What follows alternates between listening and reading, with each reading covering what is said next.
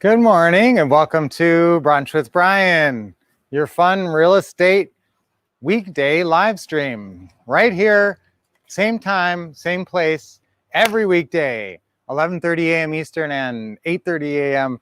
Pacific time. And today's lesson is going to be about energy conservation, you conserving your energy and where to apply your energy most intelligently. What's the highest and best use of your energy? Unfortunately, unlike Lynette would have us all believe, energy is not an unlimited resource. Now, Lynette has a ton of energy, and I'm even going to throw in a couple of tips on how to have more energy.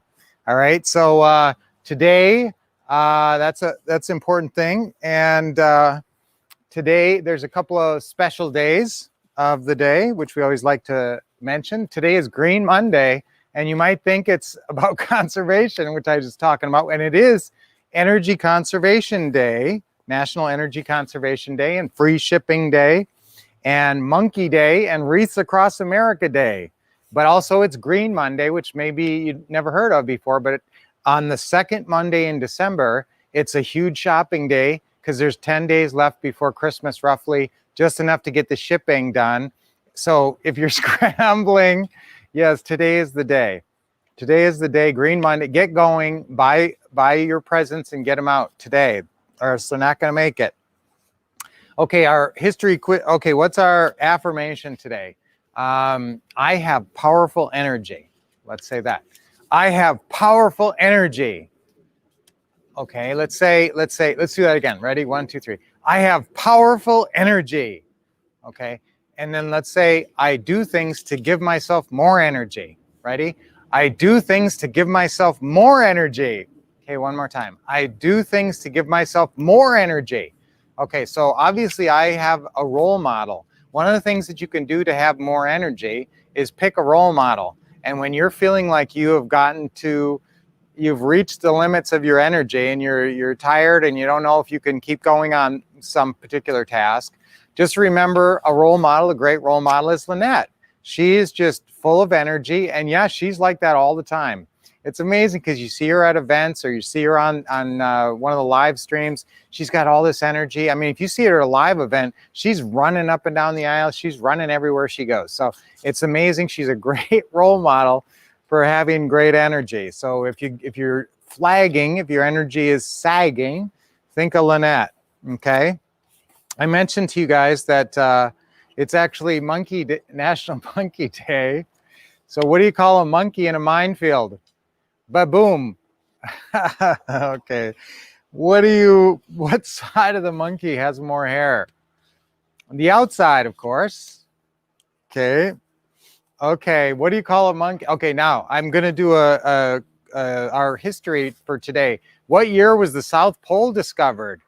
Okay, it was discovered this day by first one ever to reach it. I guess you could say they were the first one ever there, sort of like discovered it, and it was a Norwegian, Roald Amundsen. And what year was the South Pole first reached? And guess what, guys? Here's a really interesting fact. What year was NASCAR formed? Today. So you NASCAR fans, today is the day.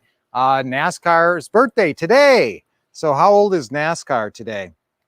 Also, quantum physics for you nerds. It's also Quantum Physics Day. It's the day Max Planck came out with some theories that basically started the whole theory of quantum physics. And that was in the year of 1900. Long time ago, 1900. So for you nerds. Okay, and for our birthdays, we only have one birthday today I'm going to mention. Guess who that is? Who was a famous prognosticator of the past?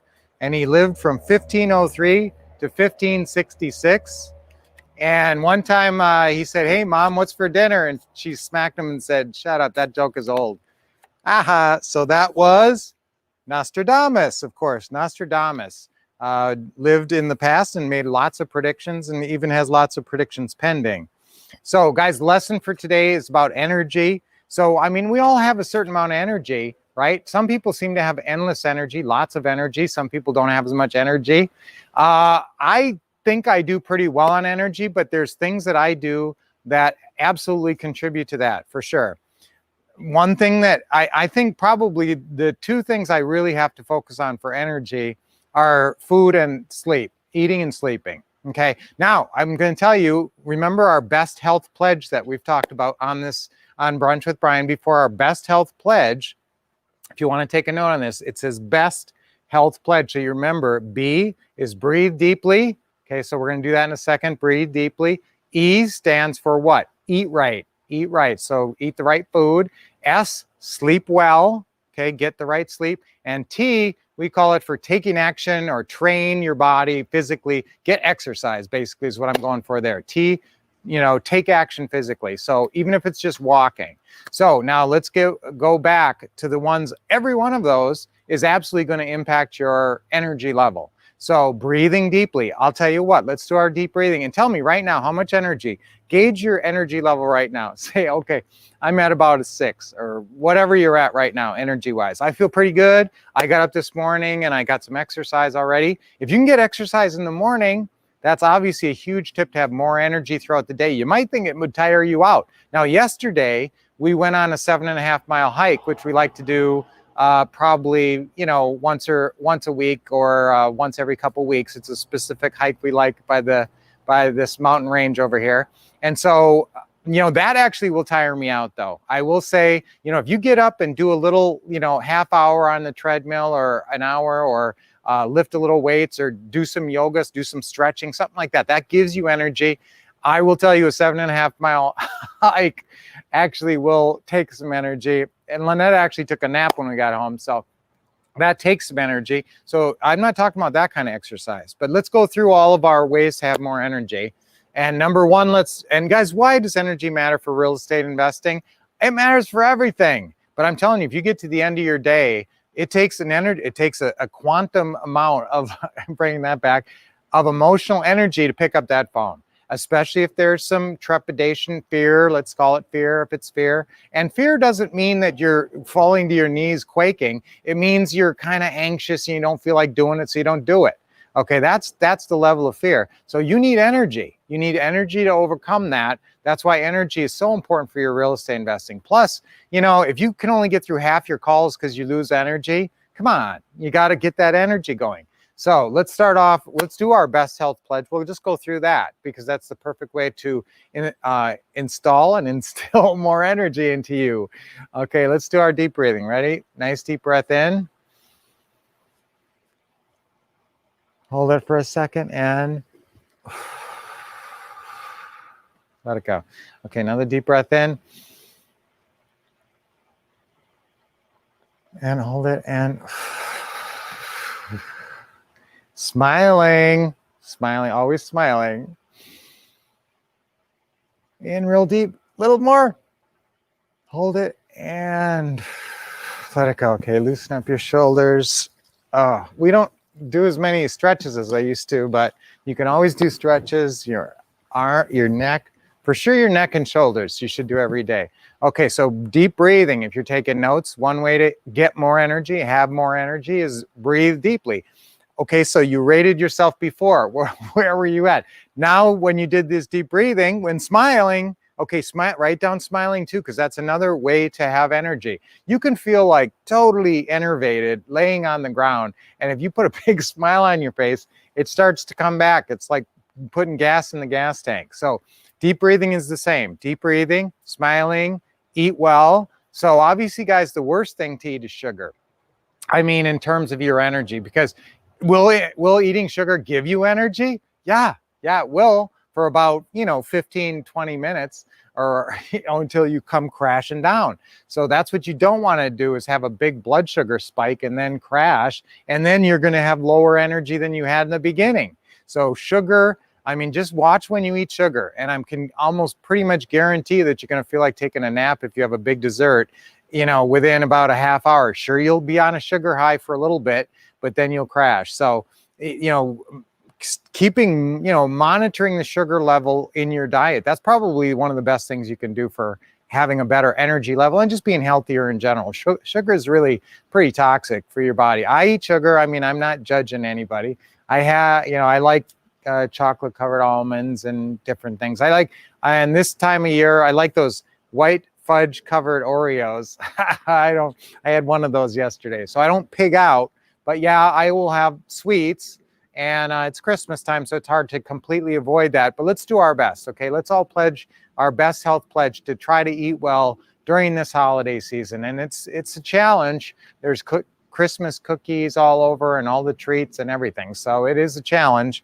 But, you know, try to, instead of eating 2, try to eat 1 or something like that. You know, take an intelligent approach for eating well. Sleep well. So actually, you know, students who are in our mastermind group, we actually have them do a weekly action checklist. And the weekly action checklist, one of the items on there is sleep. And so every day you rank yourself, and you can do this if you want. This is an interesting exercise. Rank yourself and write down how many hours you slept and grade your sleep. It's hard to say. You can't write in a little box that I woke up 3 times and, you know, I couldn't get to sleep and that kind of thing. But you can give yourself how many hours you think. And guys, if you keep seeing 5s all across the board, you're not getting enough sleep. You know, I mean, people talk about how like Einstein or some, you know, people could live on 4 hours of sleep.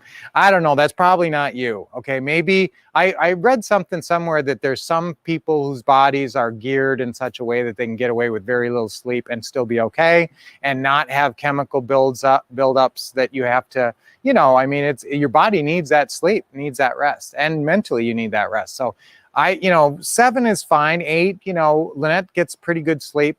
But a lot of times I will sleep only 6 hours or something like that.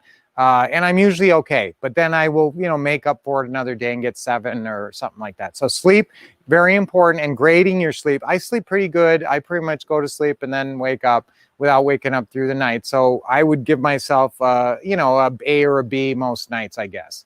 And so, but if you have a lot of challenges sleeping, guys, that's going to really be a challenge to have energy later. And then the last one is, you know, take action physically on the best chart. So take some action physically. And like I said, some, you know, exercise will actually tire you out, but most exercise will actually pick you up, perk you up, and make you feel like you have more energy throughout your day. Okay, so that's a lot about energy and a lot about having more energy and devoting it to your real estate investing. Because a lot of times when you're making your calls, that's like the last thing after you worked all day at, you know, your other job or whatever else you're doing. So obviously fatigue can be a factor in this. Let me see if I had anything else on my card real quick. We did our affirmations, we did our deep breathing, and what do you call a monkey at the South Pole? Since that related in, we talked about South Pole and Monkey Day. Lost. He was obviously lost, or else you could call him a chimpsicle. Okay. I have a long joke about a dog and a monkey and a lion, but I'm not going to tell it. Maybe I'll tell it next time. So guys, great day today. Start of a new week. Christmas. What's that?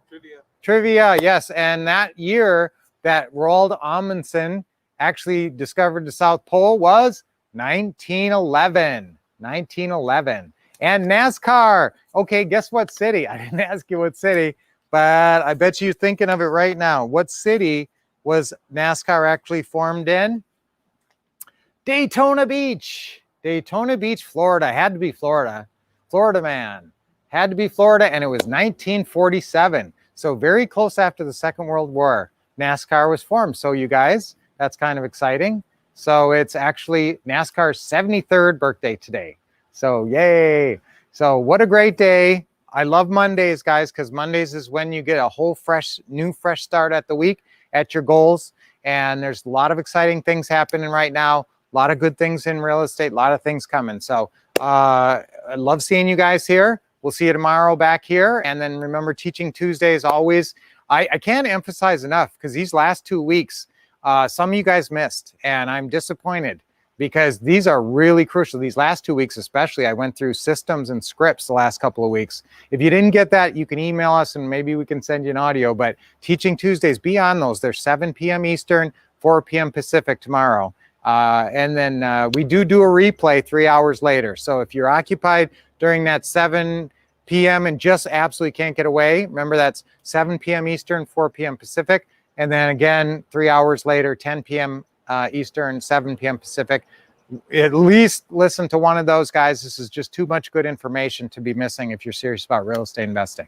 All right, guys. So that was an awesome brunch with Brian, and I will see you right here tomorrow. Until then, keep expecting success, getting the best training, and taking action.